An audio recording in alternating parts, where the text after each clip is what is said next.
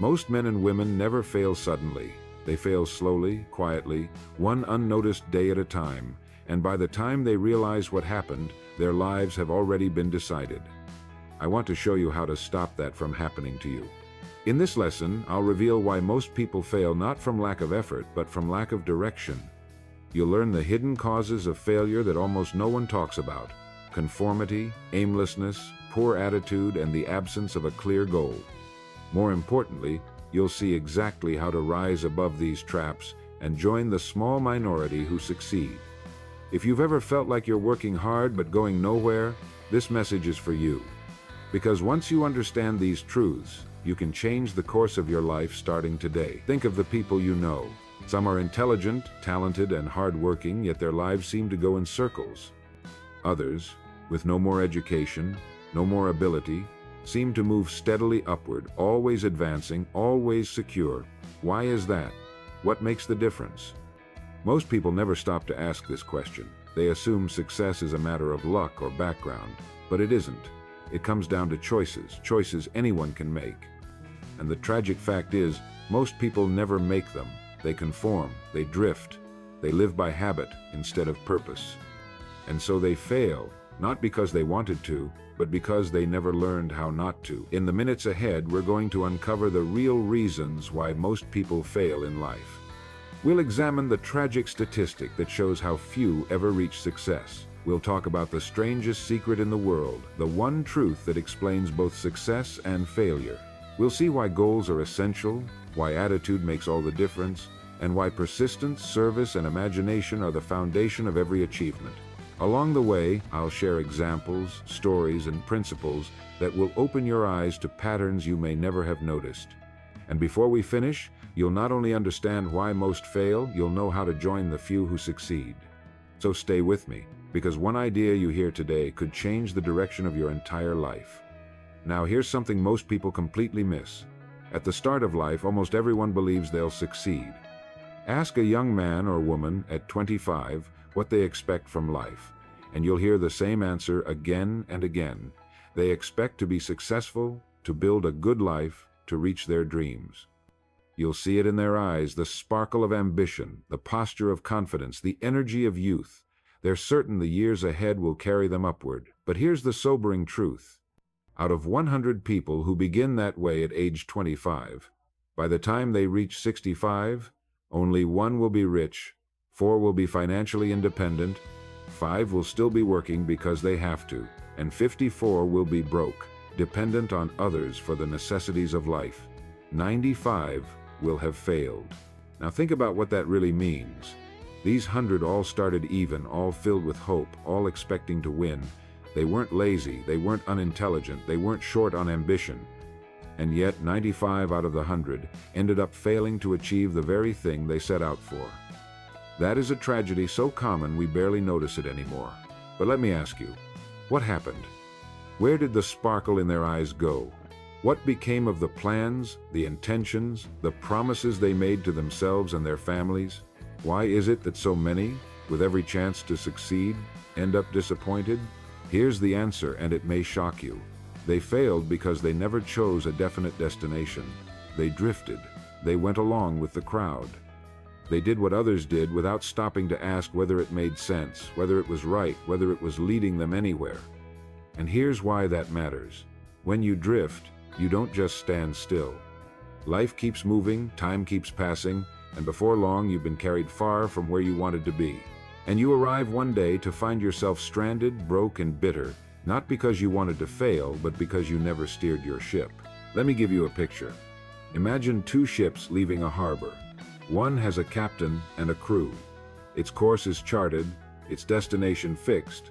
The voyage may be long, storms may come, winds may shift, but that ship will almost always arrive at its port. Now picture another ship, identical in every respect, but with no crew, no captain, no destination. Its engines are started and it's pushed out to sea. What happens to that ship? At best, it drifts aimlessly until it sinks or runs aground. And that second ship is the perfect image of the 95% who fail. They start out, but without a captain, without a course, without a port of call, they are carried wherever the tide happens to take them. Now let me bring this home. Getting this wrong doesn't just mean you'll be a little behind. It means spending 40 years of your life working only to arrive at retirement with nothing to show for it. It means depending on others when you should be free. It means living out your final years with regret instead of satisfaction. That's the cost of drifting. But here's the other side. Get it right, set a definite destination, and everything changes. Suddenly, your days have direction, your work has meaning. Obstacles become challenges instead of defeats, and you place yourself instantly in the 5% who succeed.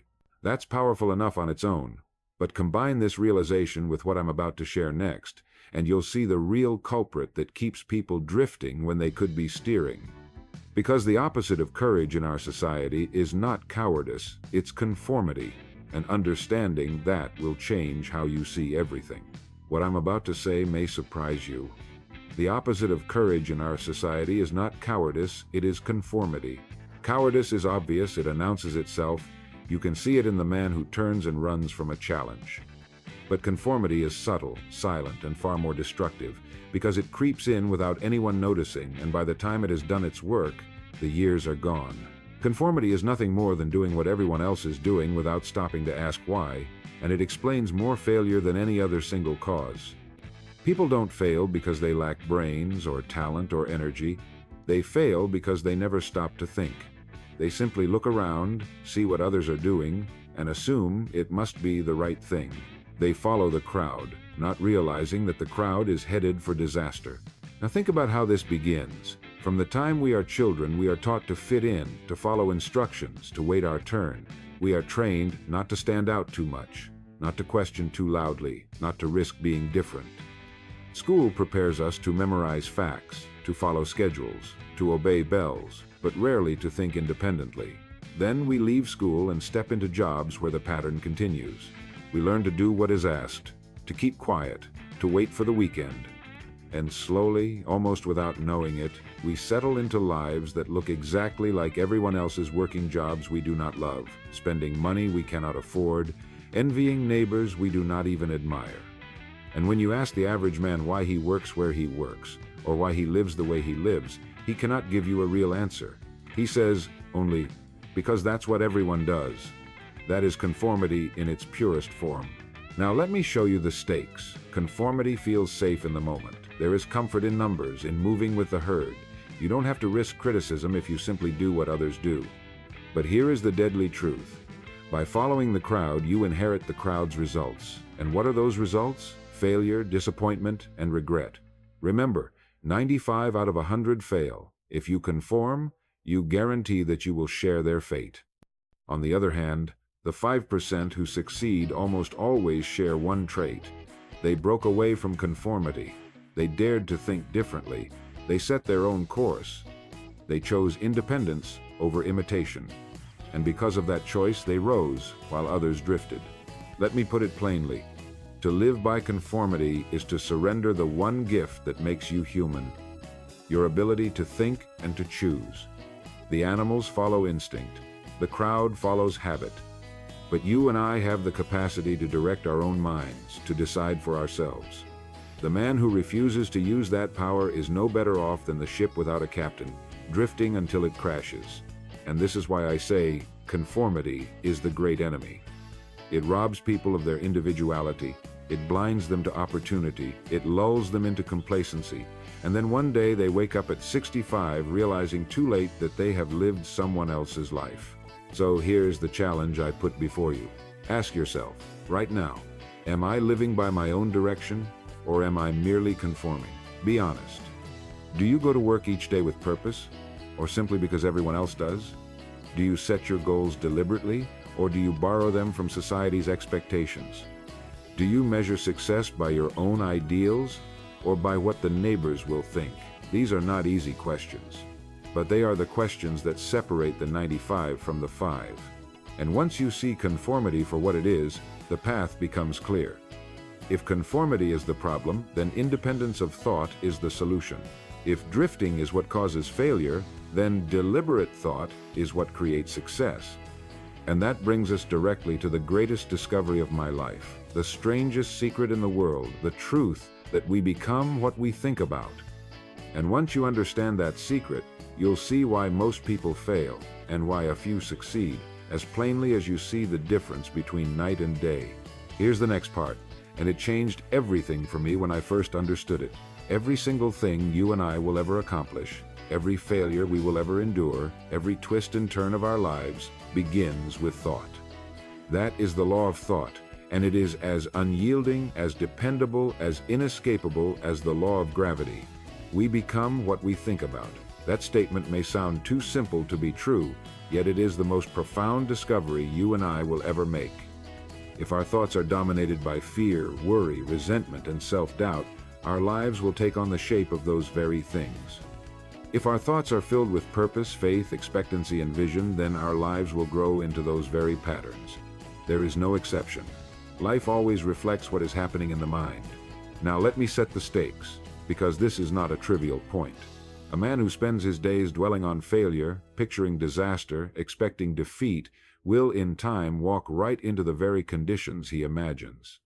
He will avoid opportunities, sabotage his own efforts, repel others with his negativity, and then blame the world for his misfortune.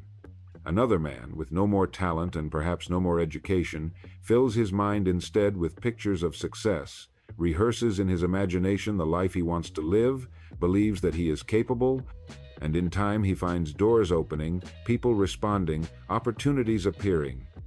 Was it magic? No. It was the law of thought at work. Each man became exactly what he thought about most of the time. And the tragedy is that the 95% never realize this. They go through life allowing any thought, any worry, any fear to drift into their minds and take root, never stopping to see that those thoughts are creating their reality. Picture your mind as a rich field of soil. The soil doesn't care what you plant. It will return whatever you give it. If you plant corn, you get corn. If you plant poison, you get poison. The soil doesn't argue. It doesn't choose. It doesn't judge. It simply gives back in abundance whatever seed you plant, and so it is with the human mind. If you feed it with noble, constructive, positive thoughts, it will return to you a harvest of noble, constructive, positive results. If you feed it with fear, envy, bitterness, and worry, it will return a harvest of failure, misery, and regret. The mind does not care what you plant. It simply grows whatever seed you sow. And here is the sobering truth. Most people spend their lives planting weeds and then wonder why their lives are filled with thorns. Now, imagine what happens when you grasp this law and apply it deliberately. Instead of letting random fears and borrowed opinions dominate your mind, you begin to choose what thoughts you will permit to remain. You say to yourself, I will think about my goal, I will think about service, I will think about growth, I will think about success. And slowly, steadily, those thoughts begin to shape your character, influence your actions, and attract circumstances that match them. You start to see opportunities you once overlooked. You respond to challenges with calmness instead of panic. You inspire confidence in others, and they respond by trusting you.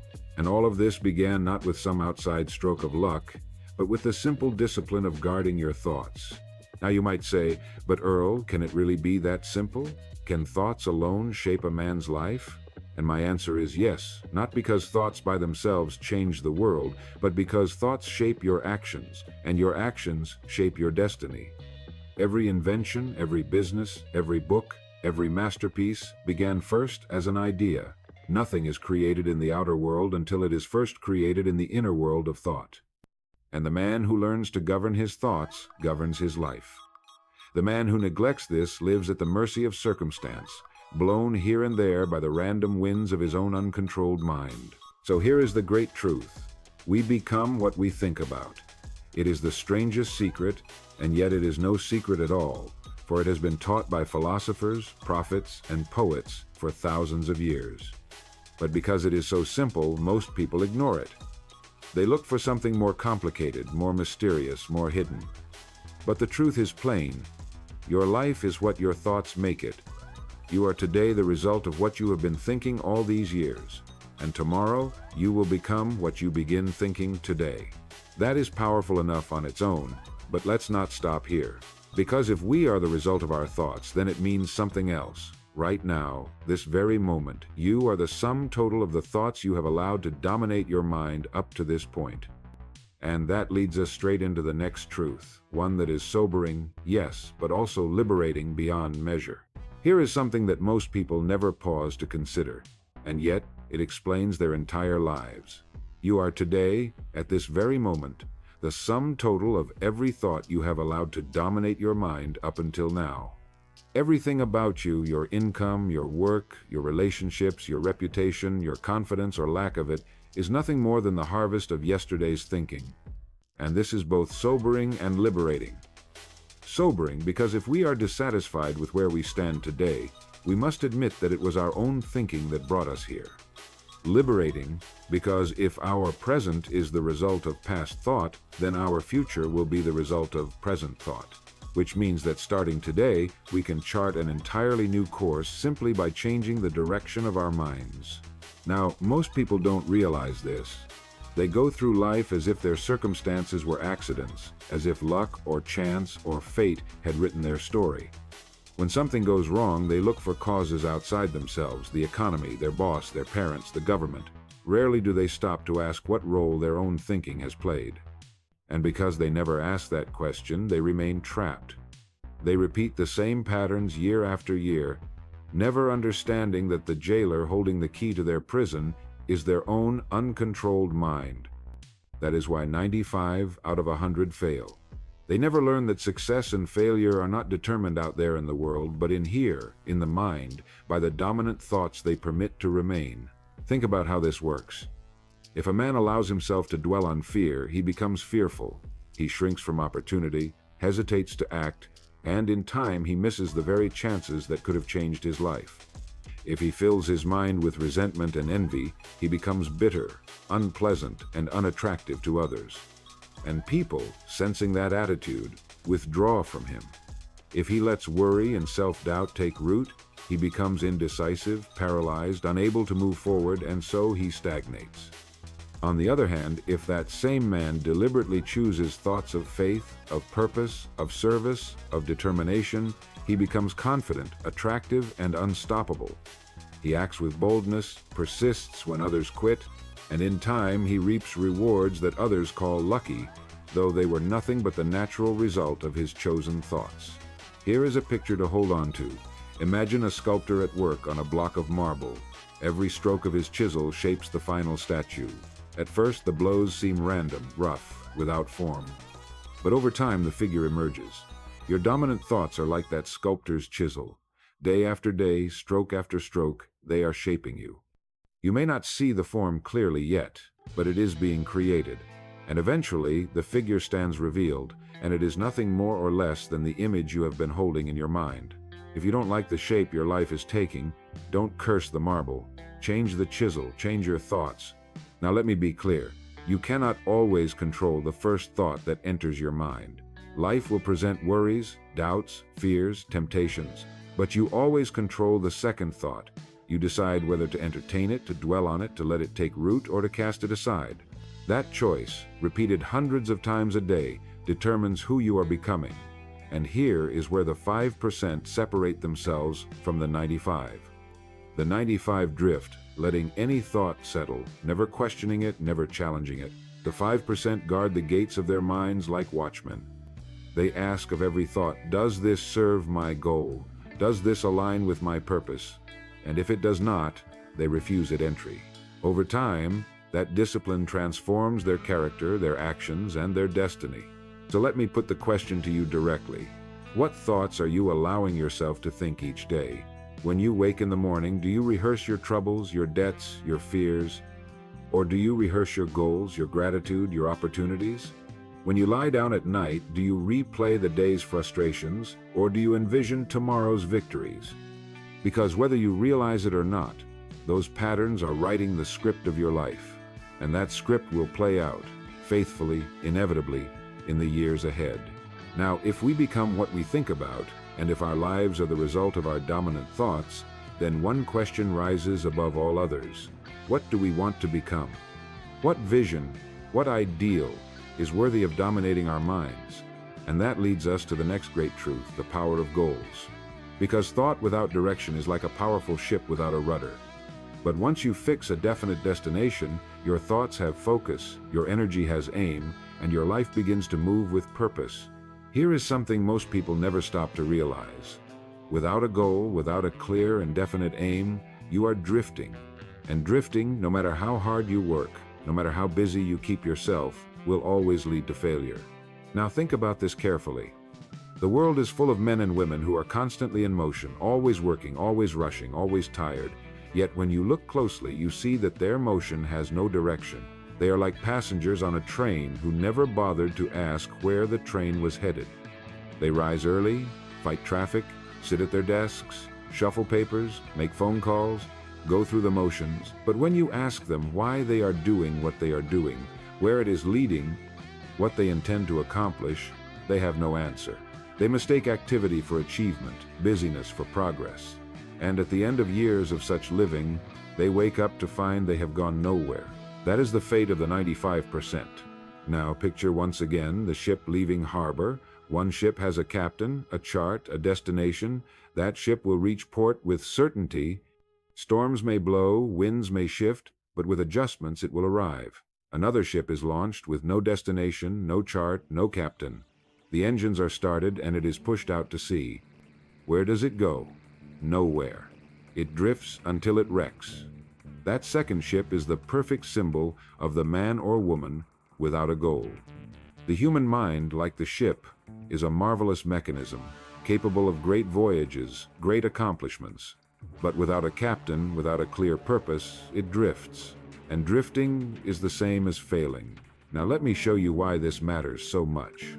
The difference between a person with a goal and a person without one is the difference between night and day. The man without a goal works because he has to. He gets up because everyone else does. He puts in his time because it is expected. But he never knows why. His life is like running on a treadmill, constant motion, no progress. The man with a goal, on the other hand, springs out of bed with purpose. He sees each task, no matter how small, as a step towards something he has chosen. Even his failures are valuable, because they teach him lessons that move him closer to his aim. The same job, the same hours, the same conditions, but one man drifts and the other man advances. The difference is not in circumstances, it is in direction. Now consider the tragedy of drifting. Time passes whether you have a goal or not. The days accumulate into weeks, the weeks into years, the years into decades. One day the drifter looks back and wonders where it all went. He says, "I've worked hard all my life, I've done my duty. Why do I have so little to show for it?" And the answer is that he never set a course. He let the tides of circumstance carry him, and they carried him nowhere. He lived reactively, not proactively. He conformed, not because he wanted to, but because he never decided otherwise. And so he joined the 95%, not because he chose failure, but because he never chose anything at all. But here is the liberating side. The moment you set a definite goal, everything changes. Suddenly, the same hours, the same job, the same life that once felt like a treadmill takes on new meaning. Each step is now a step forward. Obstacles are no longer dead ends. They are detours that still lead to the destination. Disappointments are no longer defeats. They are part of the process. Even ordinary days are transformed because they are connected to something larger. The man with a goal is never really lost, never really hopeless, because he always knows where he is going. And because he knows where he is going, he almost always arrives. So, let me put the question to you directly. Do you have a goal? Can you state it in one clear sentence? Can you write it on a card and carry it with you? If not, you are drifting. And drifting will lead you exactly where it leads, 95 out of 100 nowhere. But the good news is that the moment you choose, the moment you set a definite destination, you leave the 95 and join the 5.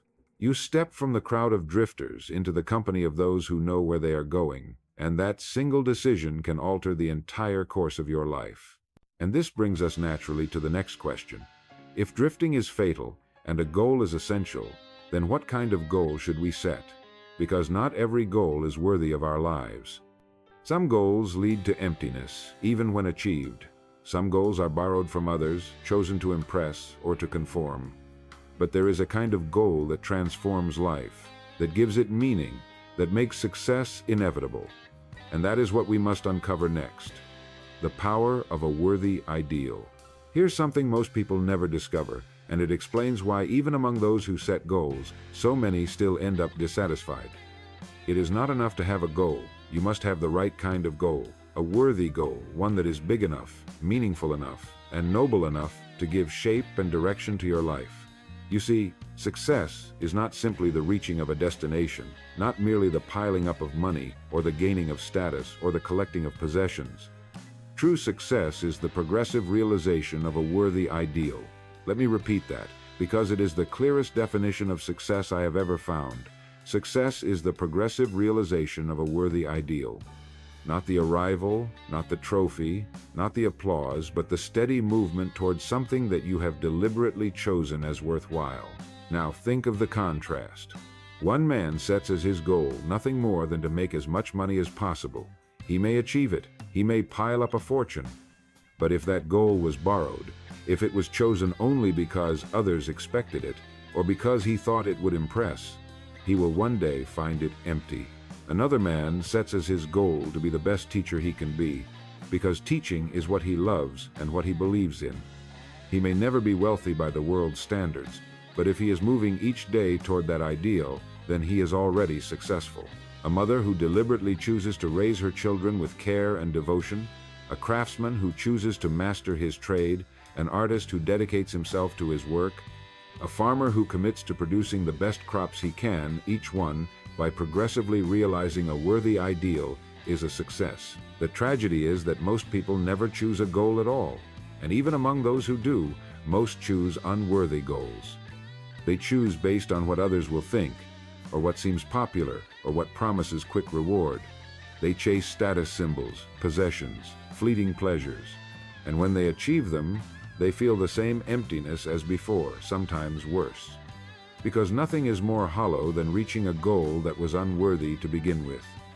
That is why we must pause, reflect, and ask ourselves with honesty: what is my worthy ideal? What goal, if pursued daily, would make my life meaningful, not just to me, but to others as well? What destination would I be proud to move toward, even if I never fully arrive? That is the question that defines success. Now, let me give you a practical way to begin. Take a card or a slip of paper and write down in clear, simple words the one goal you want most. Make sure it is definite.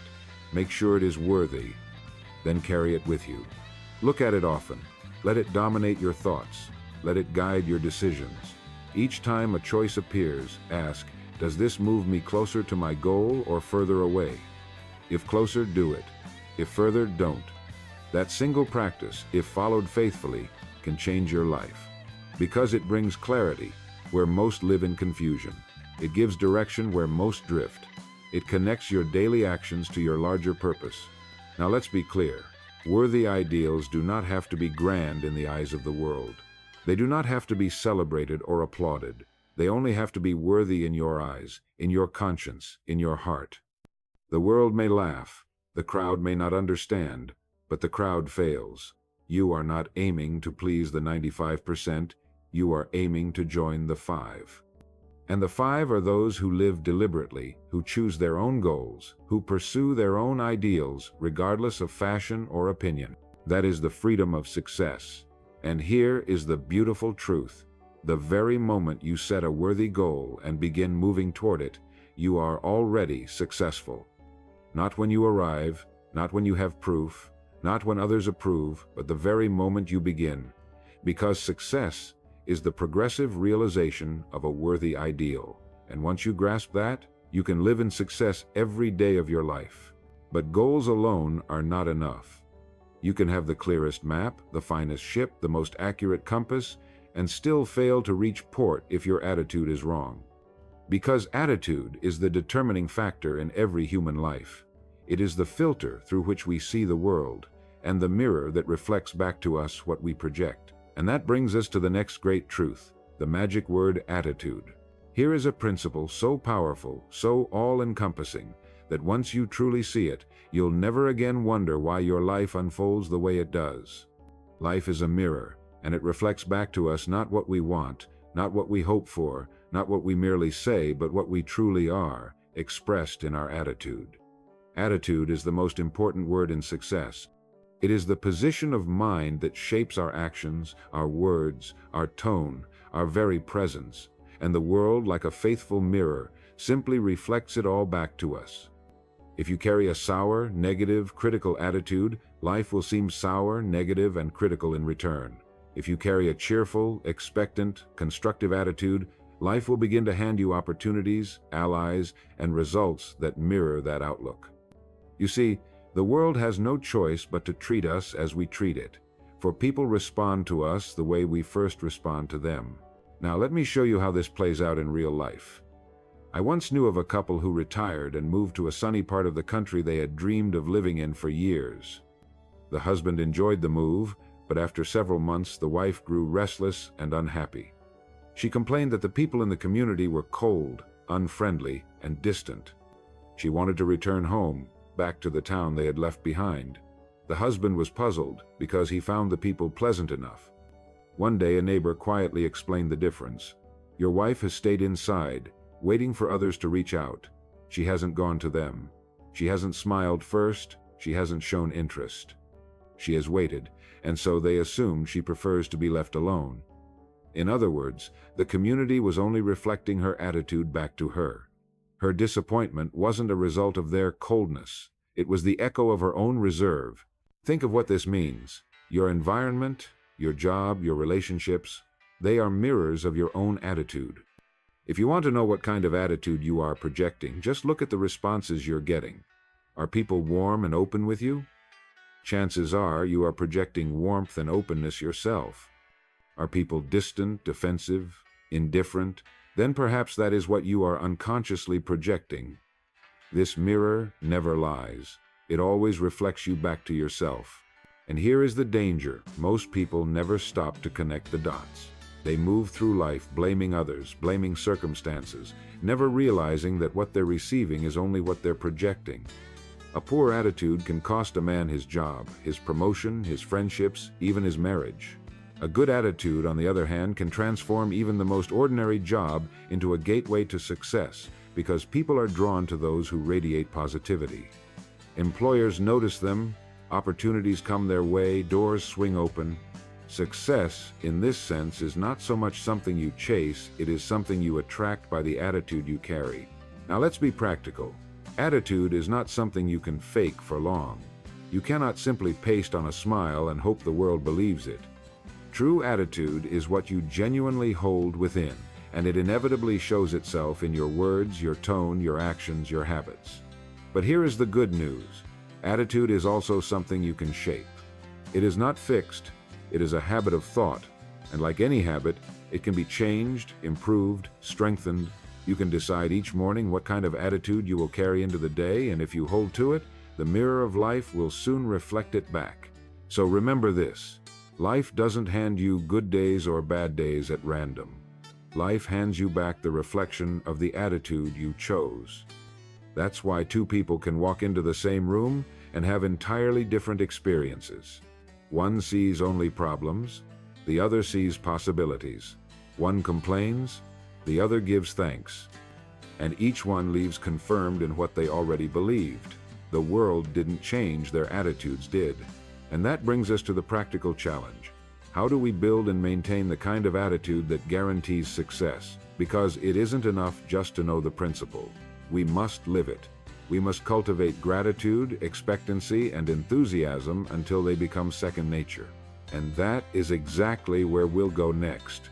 Now that we see life is nothing more than a mirror of our own attitude, the next step is to learn how to deliberately build the kind of attitude that ensures success. Because attitude doesn't just happen to us. It is not a mood we wake up in, like a storm rolling across the sky. Attitude is a choice, a habit, a cultivated way of seeing the world. And just as we can choose to plant weeds or flowers in a garden, we can choose to plant the seeds of a strong, positive, success-oriented attitude in our minds. The great tragedy is that most people never make that choice. They wake up in neutral. and their attitude is determined for them by the first person they meet, the first problem they encounter, the first piece of news they hear. They are like leaves blown by the wind, their emotions tossed about by whatever happens around them. But the 5% live differently. They set their attitude each morning as surely as a sailor sets his compass. They choose gratitude. They choose expectancy. They choose enthusiasm. And because they choose it, life reflects it back. Gratitude is the first building block. Gratitude changes the entire quality of our perception. A man filled with gratitude cannot also be filled with resentment. A woman who gives thanks for what she has cannot at the same time dwell on what she lacks. Gratitude turns what we have into enough, and it multiplies our blessings by drawing our attention to them. The man who walks through life giving thanks finds new reasons each day to be thankful, and others are drawn to his spirit. Employers notice him, opportunities seek him, friendships deepen around him. On the other hand, the man who complains, who criticizes, who dwells on the negative finds only more reasons to complain. Life reflects his dissatisfaction back to him, and he wonders why nothing ever seems to improve. Gratitude is the key that opens doors, and the best part is that anyone can begin it, right now, with a simple decision to look for what is right instead of what is wrong. The second building block is expectancy. Expectancy is the quiet confidence that good things are on their way. It is not blind optimism or wishful thinking. It is the recognition that life responds to the image we carry of it. If you expect success, if you believe that your efforts will be rewarded, if you walk into each day with the conviction that opportunities will appear, then your actions, your tone, your decisions all align with that belief. And because they align, you begin to see success where others see failure. You persist where others quit. You notice doors that others overlook. Expectancy sharpens your vision. It makes you attentive to opportunities, and it influences others, because people are drawn to those who expect good things. No one rallies to a pessimist. No one follows a man who expects defeat. But expectancy inspires confidence, and confidence attracts results. The third building block is enthusiasm. Enthusiasm is more than cheerfulness. It is the energy of a man or woman who is alive with purpose. The word comes from the Greek entheos, meaning the God within. Enthusiasm is the outward expression of inner conviction. It shows itself in your voice, in your eyes, in your very presence. Enthusiasm says, I believe in what I am doing. I know it matters. I know it will succeed. And that kind of spirit is contagious. People want to work with you. They want to help you. They want to be near you. Enthusiasm lifts burdens, inspires cooperation, and transforms routine tasks into meaningful steps on the journey toward a goal. And here's the secret. Enthusiasm doesn't come after success. It comes before. It is not the reward of achievement. It is the cause of it. So how do we build these qualities into our daily lives? By practice, by repetition, by conscious decision. Begin each day with a deliberate choice. Before you leave the house, decide, today I will be grateful. Today I will expect the best. Today I will carry enthusiasm into all I do. Remind yourself. Write it down. Put the word attitude on your mirror, on your desk, in your car. Catch yourself when you slip. Replace the complaint with thanks. Replace doubt with expectancy. Replace apathy with enthusiasm. It will not be perfect at first, just as a garden does not bloom overnight. But with steady practice, the seeds of attitude grow into habits, and the habits shape character, and character shapes destiny. And here is something practical you can begin right away. Treat every person you meet as though they are the most important person in the world, because to them, they are. Nothing brightens a life faster than being recognized, respected, valued. And when you give that gift to others, it comes back to you in multiplied form. You build goodwill. You build trust. You build opportunities. Most of all, you build within yourself the habit of seeing value everywhere, and that habit will carry you further than almost anything else you can do. Now let me leave you with this thought. Attitude is the one thing entirely within your control, the one thing that no one can take from you. You cannot always control your circumstances. You cannot always control other people. but you can always control your attitude. And by controlling it, you control the mirror of life itself. So if you want more from life, give more to it, more gratitude, more expectancy, more enthusiasm, because life always returns in kind. But even with the right goal and the right attitude, one more thing is needed, because success is not the work of a day or a week or even a year. Success is the result of persistence, of staying the course when others quit, of refusing to give up when results are slow, of pressing forward when circumstances tempt you to turn back. And that is where we must go next. Here is something you must understand if you wish to rise above the 95% who fail. Almost anyone can begin. Almost anyone can start out on a new idea, a new business, a new resolution, a new chapter of life. The beginning is easy. The excitement of the new, the thrill of possibility, the rush of hope, these carry people forward in the early days. But what happens when the novelty fades, when progress is slow, when obstacles appear, when months pass, and the results are still invisible? That is when most people quit. They drift back to the familiar, they make excuses, they tell themselves it wasn't meant to be.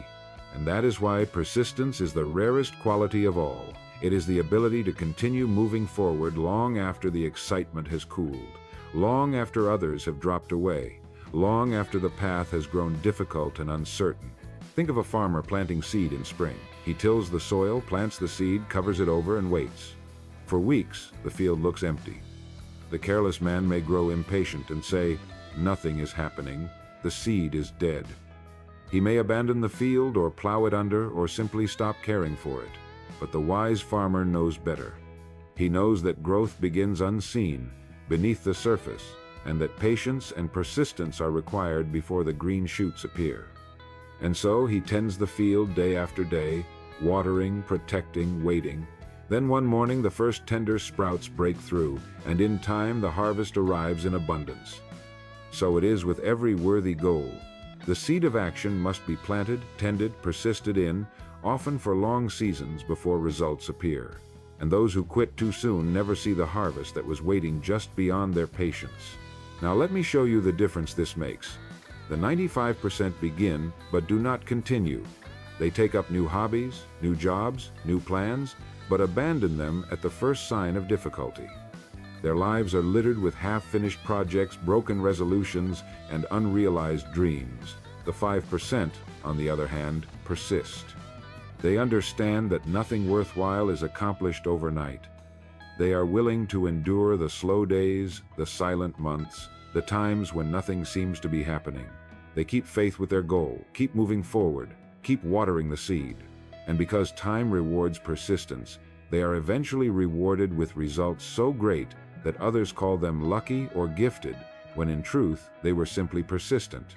Persistence builds character in ways nothing else can. Each time you refuse to quit, you strengthen the muscle of determination. Each time you press forward despite discouragement, you prove to yourself that you are stronger than circumstance. And as you build this inner certainty, you become the kind of person who can be trusted with success. Opportunities seek you out, allies rally to your side, because the world respects the man or woman who cannot be turned aside. Employers look for it, leaders depend on it, friends admire it. Persistence is the proof of seriousness. It is the evidence that you are worthy of the goal you pursue. So let me ask you, as I have asked throughout, are you persistent? Do you stay the course when the excitement fades? Do you continue when others quit? Or do you abandon your efforts at the first sign of difficulty? Because the answer to those questions will tell you more about your future than almost anything else. The road to success is not crowded, not because it is hidden, but because so few are willing to travel it long enough to reach the end. Now, persistence alone will carry you far, but when it is combined with two other forces, service and imagination, it becomes unstoppable. Because persistence keeps you moving, but service gives meaning to your movement, and imagination shows you new paths that others cannot see. And when you bring those three together, persistence, service, and imagination, you hold in your hands the formula that lifts the 5% far above the 95%. And that is where we must go next. Here is a truth that very few ever learn. And yet it explains not only why most people fail, but why the few succeed beyond measure. Every one of us, no matter what we do, no matter what position we hold, is in the people business. Whether you are a teacher, a craftsman, a business owner, a clerk, a doctor, or a salesman, your rewards in life will always be in exact proportion to the service you render to others. The world does not pay you for the time you put in. It does not reward you for simply showing up. It pays you for the value you create, for the problems you solve, for the contribution you make. And here is the paradox. Most people never learn this. They think only of what they are owed, what they deserve, what they can take. They do the minimum and expect the maximum. And so they remain at the bottom, always dissatisfied, always waiting for a raise, always wondering why others pass them by. The 5% live differently. They understand that their real job, in any work, is to give more in value than they receive in pay, to go the extra mile, to make themselves indispensable. And because they live that way, they rise, almost as if by natural law, because the world cannot resist a man or woman who constantly looks for ways to serve. Now think of what this means in practical terms. Imagine two men working in the same company. One does just enough to keep his job. He watches the clock, avoids mistakes, follows instructions. The other asks, how can I do this better? How can I lighten the load of others? How can I improve this process? How can I make life easier for the customer? One man sees his work as a burden, the other as an opportunity to serve. Which one do you suppose advances? Which one is promoted, respected, trusted with greater responsibility? The answer is obvious. Yet millions never see it. They never realize that their income, their advancement, their opportunities are all mirrors reflecting the service they give. Increase your service and the world will increase its rewards to you. It cannot be otherwise. But service alone is not enough. To rise above the ordinary, service must be joined with imagination. Because service gives value, but imagination multiplies it. Imagination is the faculty that allows us to see beyond what is, into what could be.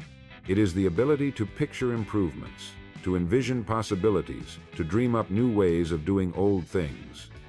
Every invention, every business, every improvement in human life has been born of imagination, and yet most people use their imagination only to picture disaster. They dwell on fear, they magnify obstacles, they rehearse failure in their minds until it becomes real. The 95% use imagination destructively, and they call it worry. The 5% use imagination constructively, and they call it vision. Now, let me show you how powerful this is. Picture a small shopkeeper. One man runs his store by routine. He stocks the shelves, rings the sales, pays the bills, hopes to survive. His imagination never ventures beyond the daily grind. Another shopkeeper, faced with the same conditions, begins to ask, how can I serve my customers better? How can I make this shop a place people love to visit? How can I create something here that will bring value to others? He pictures brighter displays, friendlier service, new products, unexpected touches that delight the customer. He sees it first in his mind, and then he puts it into practice. Slowly, his shop grows, his reputation spreads, and what began as a small store becomes a thriving business. The difference was not luck. It was not location. It was not even resources. The difference was imagination applied to service. So let me challenge you. Combine these two great forces in your own life. Look each day for ways to serve more, and then use your imagination to see how that service could be expanded, improved, multiplied. Ask yourself, what can I contribute that will make things better for someone else? What new way can I use to make this easier, faster, more valuable? Write those ideas down. Act on them. Even the smallest improvements add up over time. And as you persist in this, you will find that opportunities begin to seek you out, people begin to notice, circumstances begin to align in your favor. Why? Because life cannot help but reward the man who serves with imagination.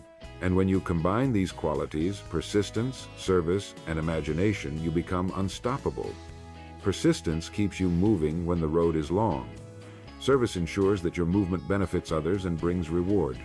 Imagination lights the way, showing you paths others never see. Together, they form the triumphant trinity of success. And when you live by them, you step out of the 95% and into the rare company of the 5 who achieve. Now, let us bring everything together. We've seen why most fail and why the few succeed. We've uncovered the tragic statistics, the strangest secret, the power of goals, the magic of attitude, the necessity of persistence, and the gifts of service and imagination. And before we close, I want to leave you with one challenge, one action you can take today that will set you firmly on the path of the 5%. And so, we come to the end of this journey together, and I want you to pause with me and reflect on what we have seen. We began with the tragic statistic that out of 100 men and women who start life at 25 full of ambition and expectation, by the age of 65 only 5 will have succeeded, while the rest will have drifted into disappointment, dependence, and regret. We asked why this happens, why so many fail when they begin with such hope, and we saw the real culprit: conformity, the quiet enemy that lulls men and women into doing what everyone else does without ever asking why. We discovered the strangest secret, the law of thought, the truth that we become what we think about, that life always mirrors back to us the content of our dominant thoughts. We saw that thought without direction is useless, and that only by fixing a clear goal, a worthy ideal, can we harness the creative power of the mind. We learned that attitude is the magic word, the mirror that reflects our inner state, and that gratitude, expectancy, and enthusiasm are the building blocks of a success attitude. We explored persistence, that rare quality that carries us through when others quit, and we discovered that persistence must be joined with service and imagination to become unstoppable. These are the principles, and they are not theory, not speculation, not wishful thinking. They are the tested laws of success, observed across centuries, proven in every life that has risen above mediocrity. Now, the question is not whether these principles are true. They are true. The question is whether you will apply them. Because knowledge without action is nothing more than entertainment. To hear these words, to nod in agreement, to feel inspired for a moment, that is not enough. If you leave it at that, nothing will change. You will drift back into the crowd, back into the 95%, and the mirror of your life will go on reflecting what it always has. But if you take action, even the smallest action, you can alter the course of your life today. You can decide to think deliberately. You can decide to set a goal. You can decide to shape your attitude each morning. You can decide to persist when others quit, to serve more than you are paid for, to use your imagination not for worry but for vision. And if you make those decisions and live by them, you have already crossed over into the 5%. You have already escaped the fate of the 95. So here is my challenge to you. Before this day ends, take out a piece of paper and write down one definite goal. Make it clear, make it worthy, carry it with you. Look at it often. Let it dominate your thoughts. And each day, take one step toward it, no matter how small. At the same time, begin to shape your attitude deliberately. Give thanks for what you have. Expect the best. Carry enthusiasm into your work. Treat every person you meet as the most important person in the world. And when discouragement comes, as it surely will persist, refuse to quit. Use your imagination to find a way forward. Serve more than you are paid for. And keep moving toward your worthy ideal. If you will do these things, I promise you, life will change. It cannot do otherwise. Remember this great truth. We become what we think about. Guard your mind, for it is the workshop of destiny. Choose your ideal, for it will shape your future. Persist in its pursuit, for persistence conquers all. Serve others, for service brings reward. Use your imagination, for it is the preview of life to come. And above all, never drift with the 95%. Think for yourself, live deliberately, walk the path of the 5. And as we close, let me leave you with one more thought.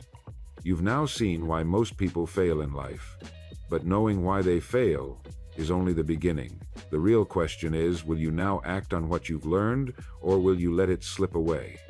In my next message, I want to share with you one daily practice so simple, so overlooked, that it quietly separates those who merely hear these truths from those who live them.